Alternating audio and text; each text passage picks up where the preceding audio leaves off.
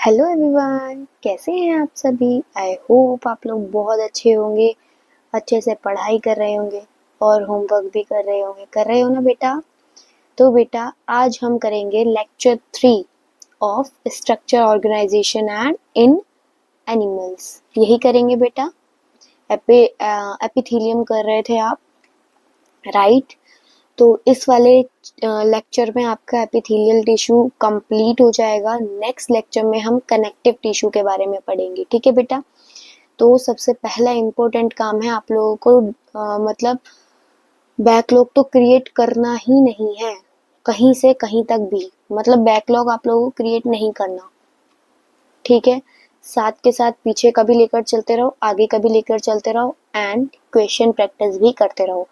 मैं एक चैप्टर के आपको 150 से 200 क्वेश्चंस लगवाती हूँ, तो आप लोग इतने तो लगाइए एटलीस्ट। अगर आप 300 नहीं लगा पा रहे, 400 नहीं लगा पा रहे, मतलब जितना आप लोगों से हो रहा है उतना आप नहीं लगा पा रहे, तो एटलीस्ट आप मेरे वाले क्वेश्चंस तो लगाइए। 200 जो मैं करवा रही हूँ आपको, 150 से 200। छोटे चैप्टर हैं तो 100 150 ऐसे एमसीक्यू जा रहे हैं, लेकिन जो बड़े चैप्टर हैं उनमें तो आप लोग कर सकते हो ना। उनमें तो बेटा बहुत अच्छे से आप लोगों के हो जाएंगे। अभी तक आपके 2 लेक्चर हुए हैं, कितने एमसीक्यू हो चुके हैं बताइए, कितने हो चुके हैं।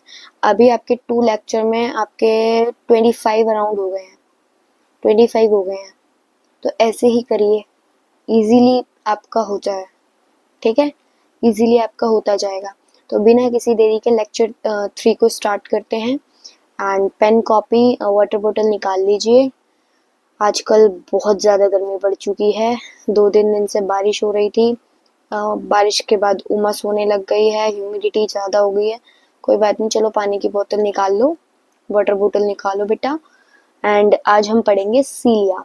मैंने आपको क्या बताया था, मैंने आपको पिछली क्लास में ये बताया था कि फ्री सरफेस पे हमारे 2 टाइप के मतलब फ्री सरफेस पे 2 टाइप के रहते हैं हमारे। कौन कौन से? काइनोसीलिया, ठीक है, एंड सीलिया। यही बताया था मैंने आपको। तो आज हम टाइप्स ऑफ सीलिया पढ़ेंगे, ठीक है। सॉरी, माइक्रोविलाई बताया था और सीलिया बताया था। तो आज हम टाइप्स ऑफ सीलिया पढ़ेंगे, ठीक है। तो लेट्स गेट स्टार्टेड। देखो, type of cilia that is kinocilia and stereocilia. अब काइनोसीलिया और स्टीरियोसीलिया में डिफरेंस क्या है मैम? दोनों है तो सीलिया? नहीं बेटा, डिफरेंस है। जो काइनोसीलिया है वो मोटाइल है, मोटाइल मतलब मूव कर सकता है इजीली। लेकिन जो स्टीरियोसीलिया है वो नॉन मोटाइल है, वो मूव नहीं कर सकता, ठीक है। जैसे बेस डिफरेंस एंड एपिडाइडमिस, ठीक है। ये क्या है? नॉन मोटाइल मतलब स्टीरियोसीलिया, ठीक है। फिर आता है हमारा स्यूडो स्ट्रेटिफाइड। आपको नाम से ही पता लग रहा है स्यूडो स्ट्रेटिफाइड। स्यूडो मतलब हमेशा, कभी भी कोई भी मीनिंग हो आप लोगों को हमेशा पता होना चाहिए, स्यूडो का मीनिंग होता है फॉल्स, ठीक है। स्ट्रेटिफाइड मीन्स लेयर, तो फॉल्स लेयर, स्यूडो स्ट्रेटिफाइड, ठीक है। तो ये कहाँ पे होती है, मतलब ये इसके बारे में डिस्क्रिप्शन है। columnar cells are in one layer but of different size, looks like they are in 2 layer, ठीक है। स्यूडो स्ट्रेटिफाइड के बारे में, ये तो कॉल्यूमनार सेल्स का है आई गेस, है ना। स्यूडो स्ट्रेटिफाइड का नहीं है, स्यूडो स्ट्रेटिफाइड का नहीं है, नहीं है, नहीं है। Let me check, let me check. Maybe बेटा आप लोगों के नोट्स में थोड़ी डिस्टरबेंस हो गई है, तो लेट मी चेक। नोट्स में गड़बड़ है आई गेस। लेट मी सी बेटा, just 5 minutes, give me 5 minutes, I am checking. मेरे नोट्स सही है, I am checking, wait. स्टीरियोसीलिया,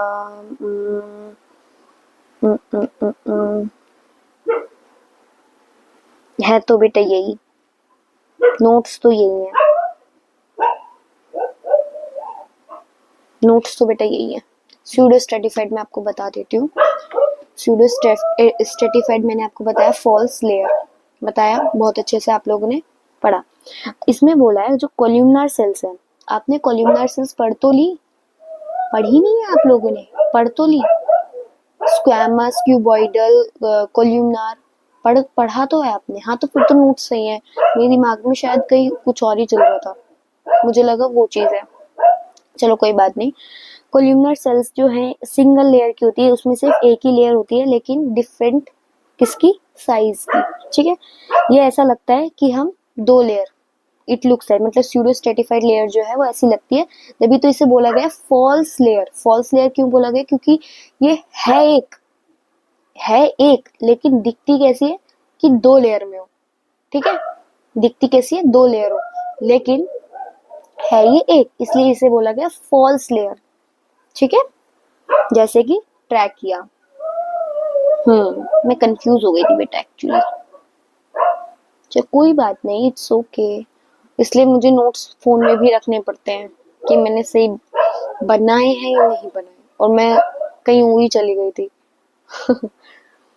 shape of cell in tissue depends upon the function, मतलब कि जो टिश्यू की शेप होती है, मतलब शेप ऑफ सेल, सेल की जो शेप होती है टिश्यू में, वो किस पे डिपेंड करती है, फंक्शन पे डिपेंड करती है। बेटा फास्ट करते हैं वरना ये लेक्चर बहुत ज्यादा लंबा लग रहा है मुझे, क्योंकि अभी 3 मिनट्स 2 मिनट्स 1 मिनट या फिर पता नहीं कितने मिनट तो मुझे चेक करने में चलेगा। कोई बात नहीं, पर जल्दी जल्दी नहीं भगाएंगे हम, समझ आना चाहिए, है ना। ग्लैंडुलर एपिथेलियम, ग्लैंडुलर एपिथेलियम क्या है, क्यूबॉइडल और कोल्यूमनर सेल्स फॉर्म ग्लैंड्स। जो क्यूबॉइडल और कोल्यूमनर सेल्स होती है, मैंने आपको 3 टाइप की सेल्स बताई थी, स्क्वैमस, क्यूबॉइडल, कोल्यूमनर। तो इसमें बोला है जो क्यूबॉइडल और कोल्यूमनर सेल्स हैं वो क्या बनाती है, ग्लैंड्स बनाती है। ठीक है, टाइप्स क्या होते हैं ग्लैंडुलर एपिथेलियम के, यूनिसेल्युलर, मल्टीसेल्युलर। मैंने आपको बताया यूनिसेल्युलर मतलब सिंगल सेल, मल्टीसेल्युलर मतलब मोर देन वन सेल। ठीक है, तो इसमें क्या बोला गया है, हर एक सेल इंडिपेंडेंटली सिक्रीट करेगी, जबकि मल्टीसेल्युलर में क्या है, मैनी सेल जो है मतलब एक बहुत सारी सेल एक साथ सिक्रीट कर सकती हैं, जैसे सलाइवरी ग्लैंड। और यूनिसेल्युलर में कौन सी, goblet gland, goblet cell sorry. ठीक है, जैसे यूनिसेल्युलर ग्लैंड आपको दिख रही होगी, गैस्ट्रिक, गॉबलेट सेल्स, ये म्यूकस जो प्रोवाइड करती है, पेप्टाइड सेल्स हैं जो क्या करती हैं, एंजाइम सिक्रीट। ठीक है, इतना कोई इसमें इस वाले लेक्चर में इतना कोई समझने वाला पार्ट तो नहीं है, क्योंकि ये क्या है ना, बेसिक है। अब आप लोग ह्यूमन फिजियोलॉजी में ट्रांसफर करोगे ना तो उसमें आप डिटेल में पढ़ते जाओगे, एक एक चीज डिटेल में। तो इसलिए इसमें तो इतना है नहीं, बट मुझे पढ़ाना है क्योंकि ह्यूमन फिजियो में भी मुझे ही पढ़ाना है, ताकि आप लोगों को थोड़ा सा इंटरकनेक्ट करके चलो। ठीक है, टाइप्स ऑफ ग्लैंड कितने टाइप के बेटा, 3 टाइप के, एक्सोक्राइन, एंडोक्राइन और हेटेरोक्राइन। किसके बेसिस पे, मोड ऑफ सिक्रीशन के बेसिस पे। ठीक है, मोड ऑफ सिक्रीशन के बेसिस पे। एक्सोक्राइन क्या करता है बेटा, एंजाइम सिक्रीट करता है, सिक्रीशन पोर्ड हो जाते हैं, POURED, poured and sent into duct, और डक्ट में भेज दिए जाते हैं।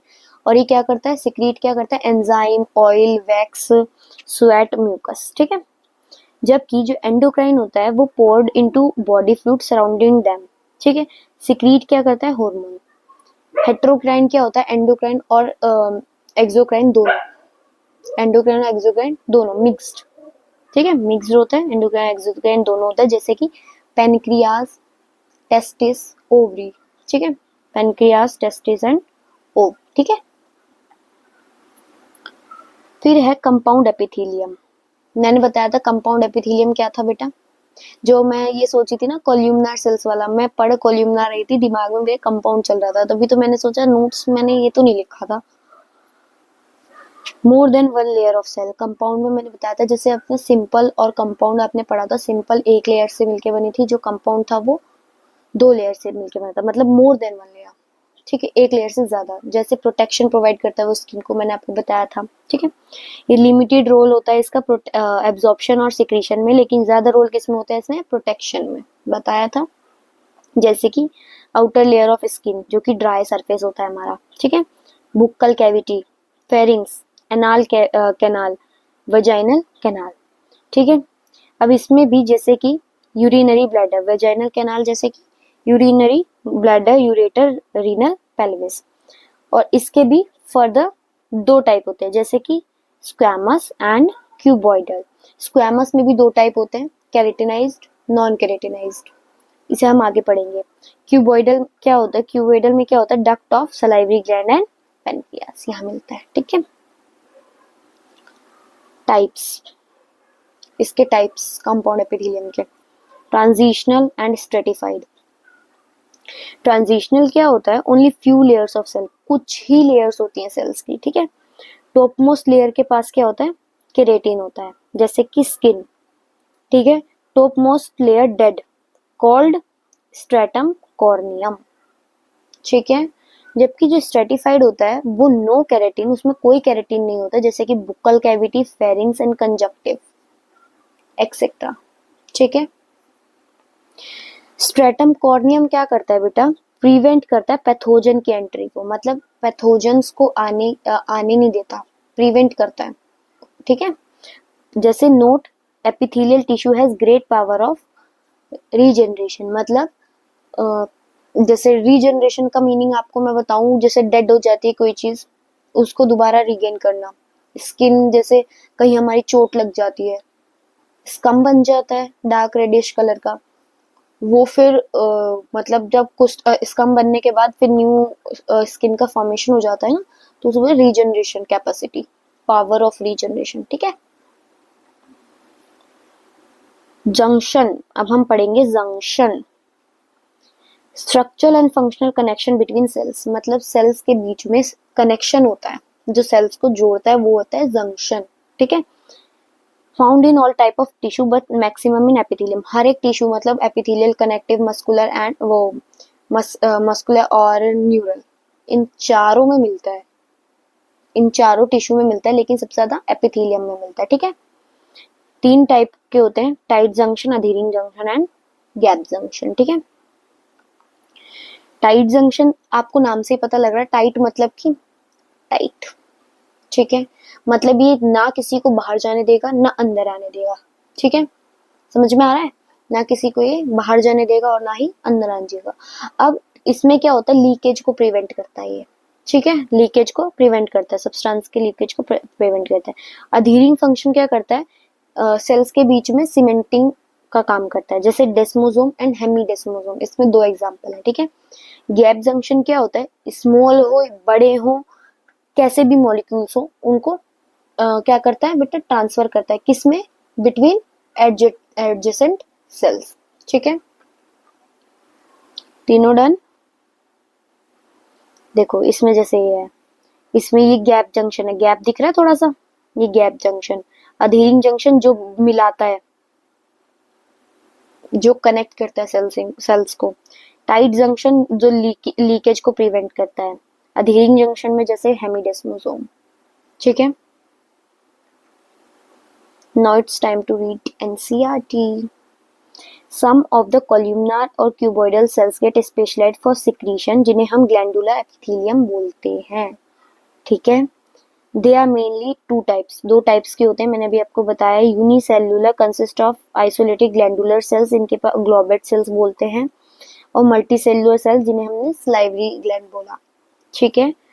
On the basis of mode of pouring of their secretion, glands जो हैं फर्दर, इसमें लिखा है 2 कैटेगरीज, जबकि हमने 3 कैटेगरीज में बांटा है ना, एंडोक्राइन, एक्सोक्राइन और हेट्रोक्राइन। ये थोड़ा इंपॉर्टेंट पॉइंट है बेटा, ठीक है।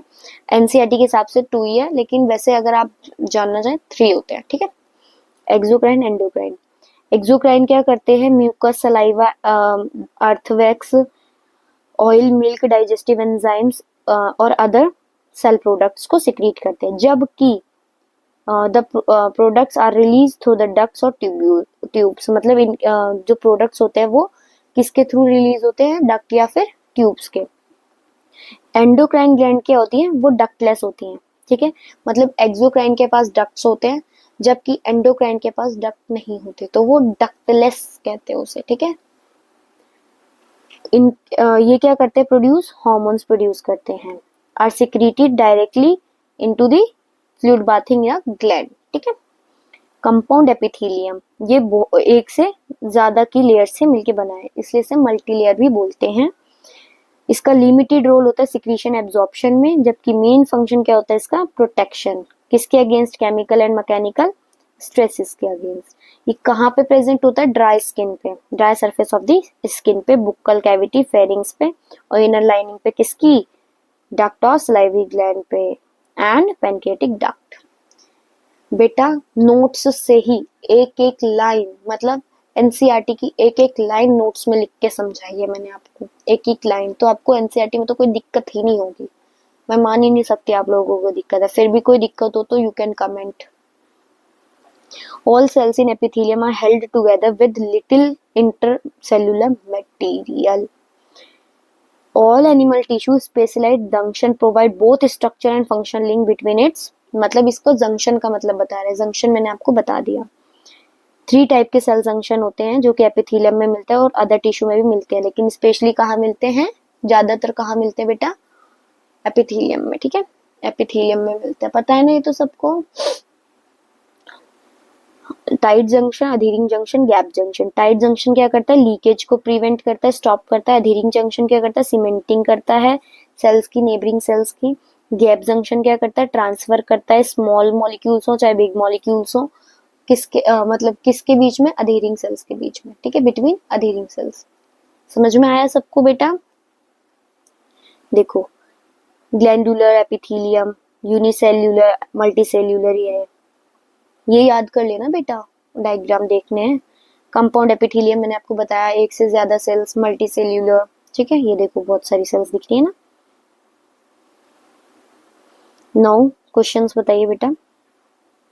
The epithelium found in the lining of stomach and intestine is,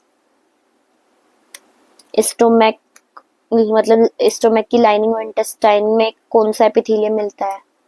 अभी बताया था मैंने आपको, कोल्यूमनार, ठीक है। Pseudo stratified ciliated columnar epithelium is observed in, किस में दिखता है? रेस्पिरेटरी ट्रैक, ठीक है। ट्रांजिशनल एपिथेलियम कहाँ दिखता है? Of course ureter, urinary bladder. On the basis of mode of pouring of their secretion कितने टाइप की ग्लैंड्स होती हैं बताइए? 2 कैटेगरीज में होती हैं, और होलोक्राइन तो होती नहीं है। 2 कैटेगरी, एंडोक्राइन और एक्सोक्राइन को डक्ट बोलते हैं, डक्ट वाली ग्लैंड, और जबकि एंडोक्राइन को हम डक्टलेस बोलते हैं। तो ये भी आंसर ठीक है और ये भी ठीक है, तो आंसर शुड बी डी, ठीक है। तो थैंक यू बेटा लेक्चर देखने के लिए एंड तक। तो मिलते हैं नेक्स्ट वीडियो में, जब तक के लिए बाय बाय।